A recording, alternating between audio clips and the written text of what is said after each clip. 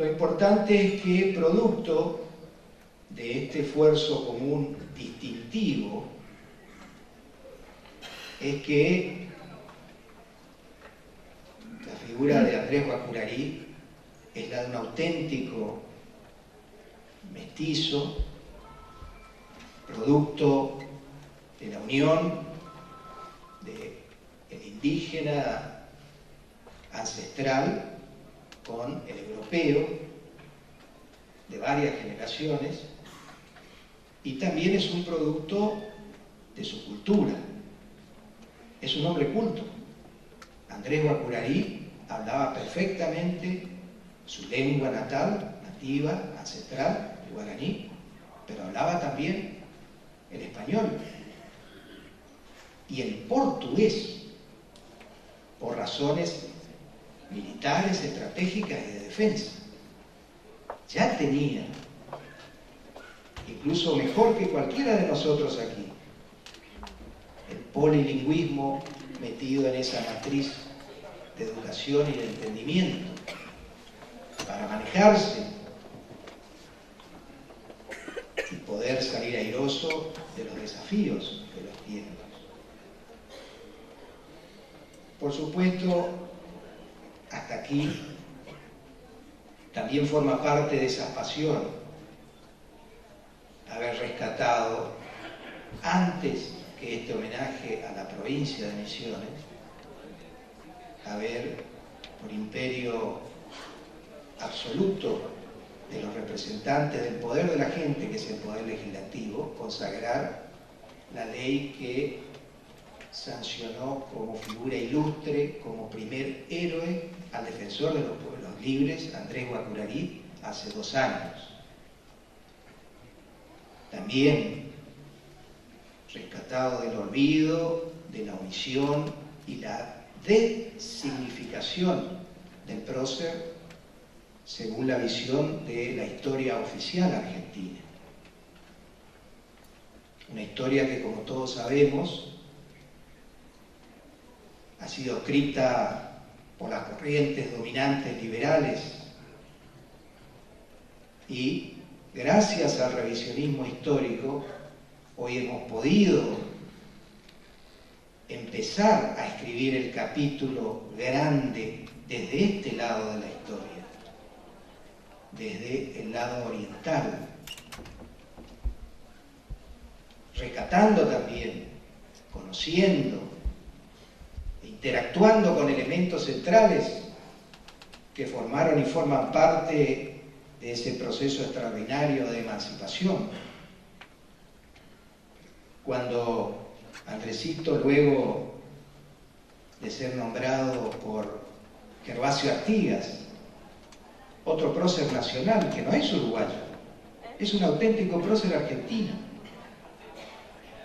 Si bien luego la historia y el devenir final de los territorios con su delimitación actual lo ha situado como integrante por su nacimiento de la República Hermana Oriental del Uruguay, en los momentos de su más apoteótica participación, él luchaba por la Confederación Argentina. Y es un prócer, reitero, argentino. Así lo sienten los hermanos uruguayos, también obviamente como propio. Ni hablar de sus palabras finales cuando muere de viejo y enfermo en Asunción, cuando dice: muero lejos de la tierra donde nací y de la patria que no pudo ser. O sea, considerándose como integrante de todos estos territorios que tanto luchó y defendió. Ese es el hombre que orientó y con los cuales Andresito acompañó en, diría, las batallas más heroicas o al nivel de heroicidad solamente superado por el extraordinario cruce de los Andes, que salvaron ese importante accidente orográfico como desafío significó, pero desde el punto de vista bélico, las batallas libradas por Artigas y Guapurarí, defendiendo la trinchera, como se decía, oriental, frente al principal ejército, que era el luso brasileño, fue el principal desafío militar. No tengan duda.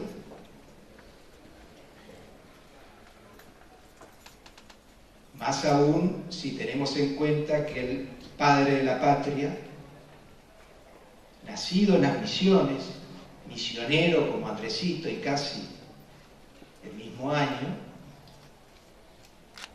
tuvo que defender la otra frontera, la frontera occidental justamente. Esto engrandece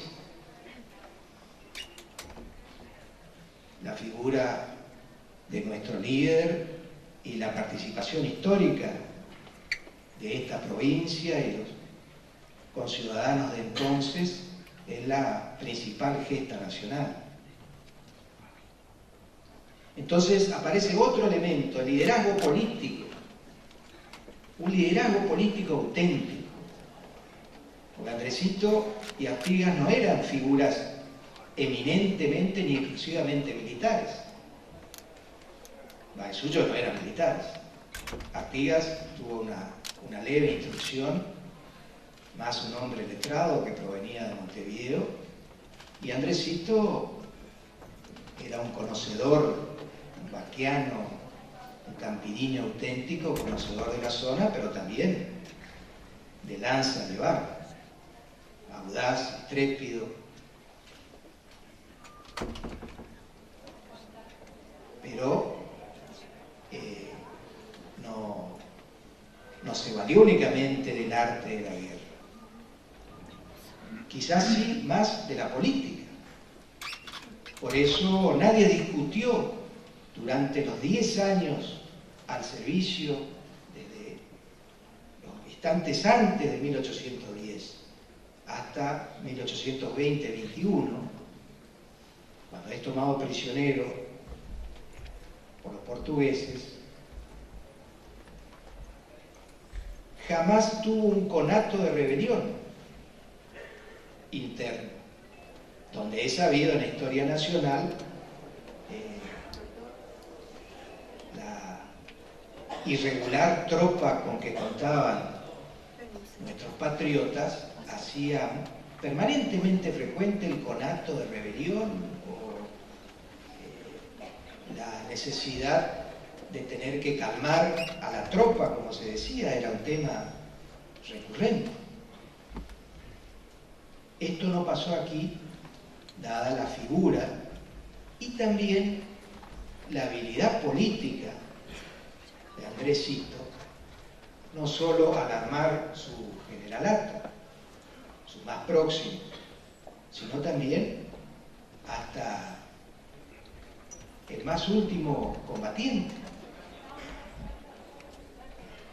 Heredó de Artigas, que ya pensaba como un líder más territorial, no solamente en su propio territorio, que fue el primer patriota que idealizó y la llevó a la práctica, por eso fue tan querido, la verdadera reforma agraria y el reparto de los bienes conquistados después de la batalla. Son notables los relatos de cómo Artigas, a medida que iba librando batallas, repartía con toda su tropa, no solo los caballos, el ganado, la hacienda, y bueno, esto es tuyo, esto es tuyo. Vivía con la propia tropa. En la historia universal hay muy pocos casos, muy parecido al de Napoleón, que convivía en el frente de batalla con su propia tropa y levantaba a los muertos propios y del enemigo. Lo mismo Artigas, y Andresito hereda esa sana costumbre del reparto, sobre todo el reparto de las tierras, de Gervasio Ortega. Así se va construyendo y se construyó ese verdadero liderazgo. con mucha humanidad. Aquí no se ha construido un santo. Se ha construido una verdadera personalidad con carácter también de reposición de lo que era el hombre que amaba su tierra, que la defendía, y también defendía con tesón un ideal, porque tenía muy presente el legado jesuítico de que fue injusta la disolución de esa amplísima civilización, que era injusta la monarquía española y portuguesa, que eran injustas las patriadas bandeirantes pretendiendo llevar al indio como esclavo, y que también era injusta la apropiación de la tierra, que ya fíjense cuando se establece con el Tratado de Tordesillas el estado de la ciencia, la geografía y la cartografía, hacían tan imprecisa que la habilidad del lusitano y la holgazanería española de entonces hicieron que la línea verdadera del tratado se vaya corriendo al antojo del imperio portugués. Y esto lo padecimos nosotros. Y los padeció antes que nosotros, mucho antes, por supuesto, nuestros hermanos que vivieron estos tiempos tan atribulados.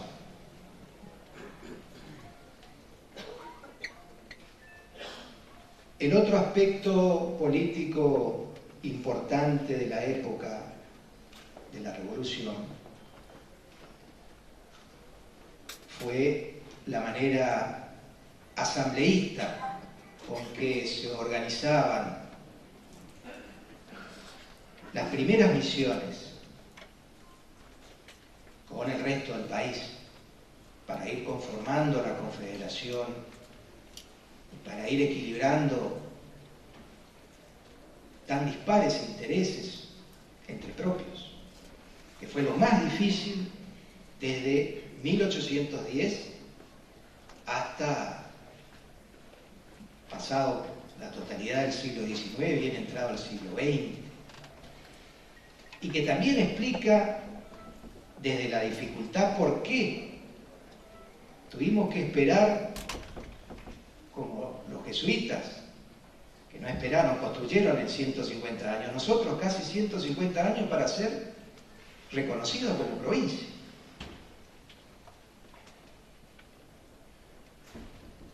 Tiene que ver con lo político, tiene que ver también con el estándar de valores plasmados en nuestra historia institucional, incluidas todas las corrientes. Y soy un profundo nacionalista, pero amante de la verdadera historia. Una historia que, reitero, no la leí, no la estudié en los manuales de historia nacional, todo esto que nos pasaba a los misioneros, que nos pasa. Y como también la historia y la importancia de la historiografía hace que lo pasado que fue pueda volver a ser, porque es, según la filosofía, y cómo puede cambiar lo que va a ser, que es nuestro porvenir. Por eso este es un verdadero intento de democracia, ya calmadas las pasiones, teniendo la importancia de una perspectiva temporal, histórica, para sopesar diferentes elementos.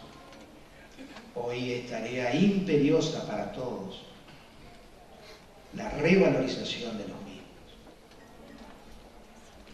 Volviendo a este vuelo rasante, el término asambleístico es el primer término democrático que aparece. y con mucho más vigor y fuerza que en Buenos Aires. En Buenos Aires, desde 1810, la Revolución de Mayo, hecho central, culminante, 1816, el Congreso de Tucumán,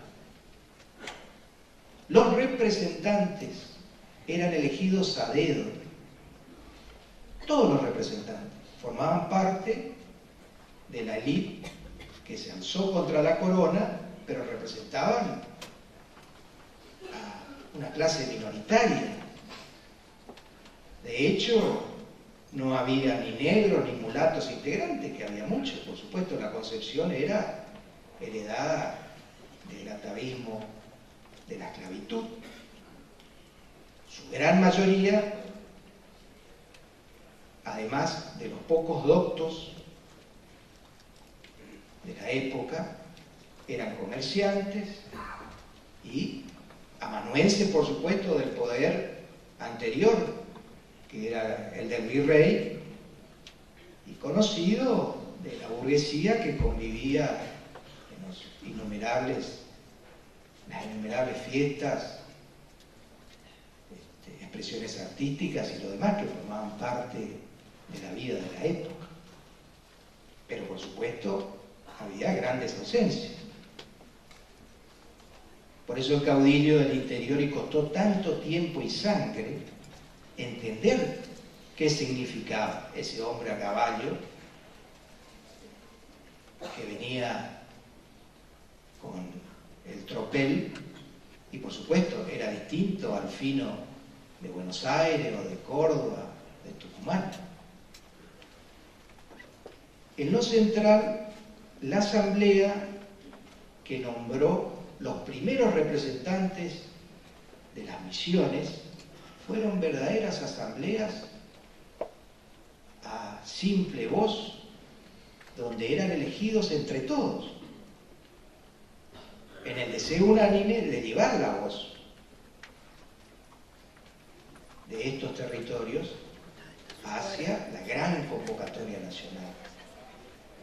Por eso que también nuestra historia nos rescata el congreso anterior al Congreso de Tucumán, que se realizó por estos primeros delegados diputados de los distintos territorios convocados por Artigas en el Congreso de Oriente,